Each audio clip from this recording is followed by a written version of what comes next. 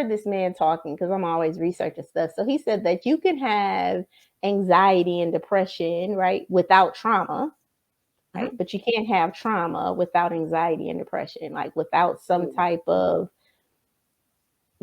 anxious state or some type of emotional thing happen that caused the trauma. So trauma could have started it, some type of traumatic event, some type of anxiety, some type of thing. But I think the big part of it is whatever you expected to happen, didn't happen. And there was a letdown. And I think that's funny because for me, a lot of those were smaller events because it's like I have significant events. Like my father went to prison when I was 12.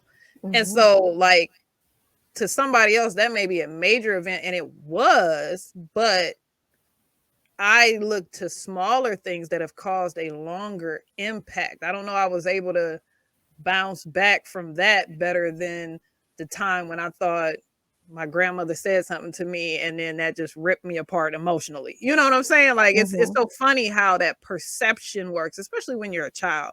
And even when you're an adult at any point in time, like I think we talked about that, like when you're in the moment, you have to analyze your interpretation of the scenario and you have to revisit that.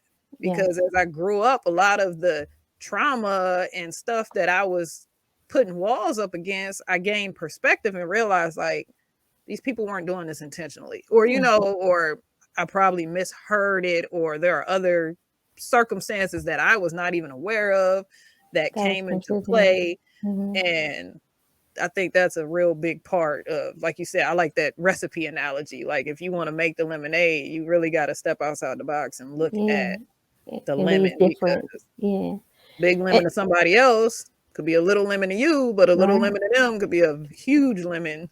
Yeah. And I think the most important part is, how do they affect us, right? How does these lemons affect our life, right? So whether they're big lemons, small lemons, sweet lemons, sour lemons, I don't know,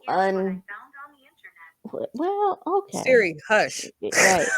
Siri always trying to jump in the Whether they're unripe lemons or ripened lemons, right? How do they affect us? And so I got an acronym for this, but I think that this lemon state, one, it affects you lack energy and motivation, right? The mental clarity, the organizational skills, the necessary supports, and the spiritual strength to become self-sufficient, right? So the L is lack, right?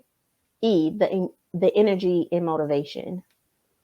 So when we're in a lemon state, or when something has happened to us, right, that sours us, that makes us feel bitter, right? I think that in some of my clients don't even recognize this, but they get in this lemon state where they just lack the energy and the motivation. Like they don't want to get out the bed, right? So it's like, I gotta work, but I'm not even trying to, I can't even get up to do the thing that I'm responsible for doing.